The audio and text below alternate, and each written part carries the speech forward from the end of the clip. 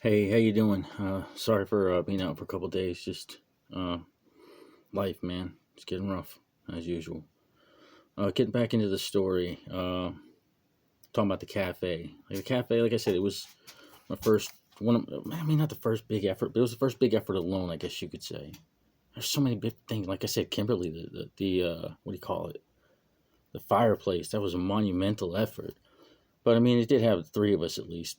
Well, I mean, as much as uh, what's his name, Courtney was helping with it. But I mean, even his son helped a little too. But it was just like I said, it was a 9 foot by 9 foot double brick fireplace. It was a monster. But getting back to where we were now in the cafe, it was up to us to create this thing. We put together like a basic menu, like a breakfast quesadilla, the pork rolls, stuff like that.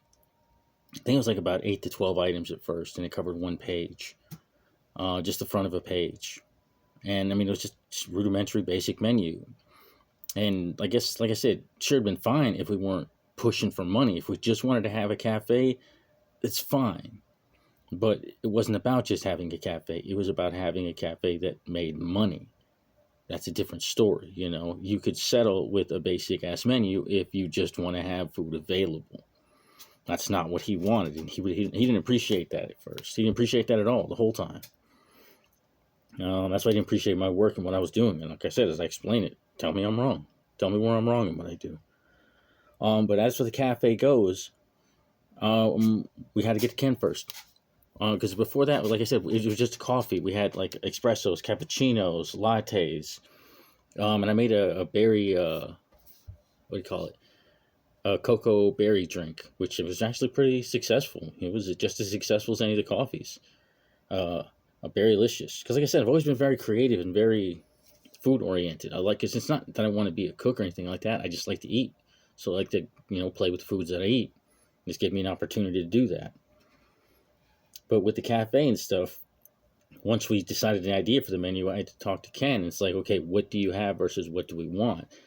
And that's when we started bringing stuff in, like the foods and stuff like that. Once the foods came in, then I had to get to the point where, okay, this is how much a box of such and such costs. How many portions can I get out of it? And what's the proper food portion? So I had to look a lot of this stuff up. I mean, I gauged first pretty much with what you'd seen in the restaurant industry, and that pretty much was the standard. So that was it. But I still looked it up because I wanted to be sure. Because, like I said, this was important to me. It wasn't something I wanted to wing, and I didn't feel like it was something I should wing because even when owner talked about it, he was like, I'm going to take care of the studio. I handle the studio, and you, being me, he'll handle the studio, and I would handle the store and cafe operations. I would handle that side, and which I was fine with, and that's why I took it so seriously because I felt he was trusting me with a very large, important task. And like I said, when it came in, broke everything down, wrote it all down, and that's how we came with the prices because he told me he wanted no less than 50%. So all I had to do was like figure out what's the portion size, how many portions came out of a box, and then or divide the price of a box versus how many portions, and then double that cost. So, and that's basically how I ran it. And I took everything, seasoning, freaking the sauces, whatever it was, everything I broke down financially, just the way I saw him do with that when he showed me his how he broke down his paint studio. If that's the way he does it, that's the way I should do it. That's the way I felt. But apparently, that's not the way he thought. But we'll get into that. Either way, I started breaking that stuff down, and then I had to, again, create the ebb and flow. The ebb and flow was basically, okay, where's the food truck come in? Food truck comes up the front. They bring it up, they come up the stairs, they bring it to the door, and then I had them drop it right by the storage room door, and I would take it to the storage room door. And like I said, once we started getting the items in, at first it was a little bit chaotic because I didn't know where to put anything. I didn't know where to do anything. We didn't realize we needed shelves, so we got shelves. We needed refrigerators, we got refrigerators and freezers. Actually, refrigerator I think we already had. We need to get freezers though, because once the food started coming in, we had to test how to make it. So once we started testing how to make it, or I tested starting how to make it, it allowed me to figure out, okay, this is how much stuff we need of this, and this is where this needs to go because there's like a certain flow. If you, it's like the trade currents in the ocean and stuff like that. If you follow the natural flow of things, it makes things easier. Well, in this situation, if I created a natural flow that circulated through the restaurant or the store, cafe, whatever, from food coming in to the storage area to where it's frozen to where it's prepped to where it's ready for servings. And that was my focus. And I did that by when the food came in, after a little bit of time of testing the food and figuring out how to make it, I figured out where to store it, how many portions needed to, and everything had a place in the back freezers. Nothing was sloppily thrown around. Then I tacked on stickers of the items to where they go on the doors, so people would know, okay, this is where this goes, this is where this goes. And I used the height of the refrigerator door to do it, so they know exactly where in the fridge. All you got to do is open the door, plug it in, and you're good. And always rotate it out because you don't keep freezer burn under there.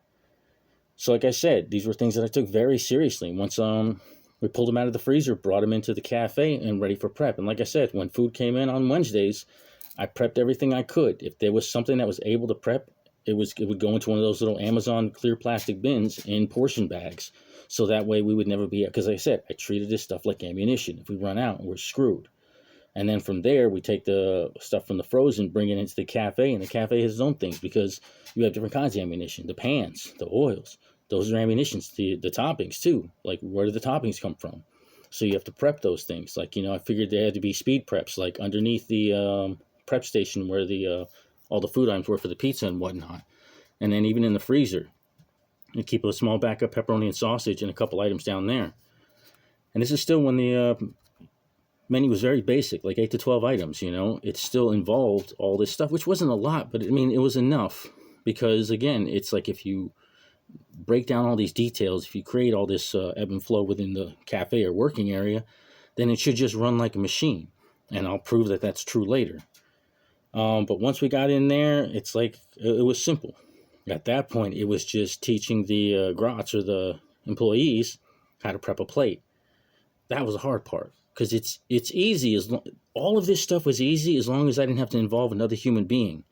The moment I started involving other human beings, more times than not, it fell to shit. Now, there were a few human beings that were able to handle this job well and did it mildly effectively. But none of them were bought in. I was bought in. That's the reason why I pushed so hard, because I was bought in and I believed in it. The problem was that didn't mean anything to the owner. He said it did. But being bought in versus not being bought in meant no difference to him. He didn't treat people differently. So, all this work I did was kind of for nothing. But, well, anyway, I keep pressing ahead.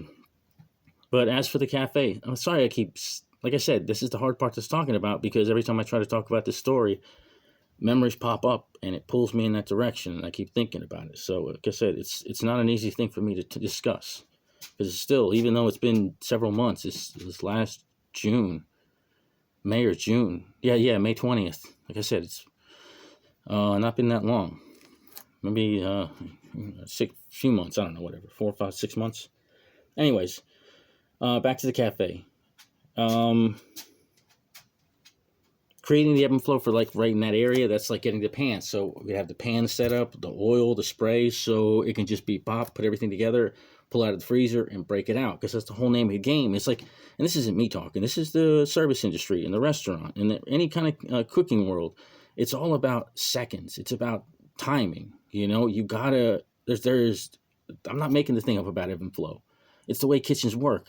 That's why, like, the cell phone world has destroyed the restaurant industry, because it screws with the kitchen.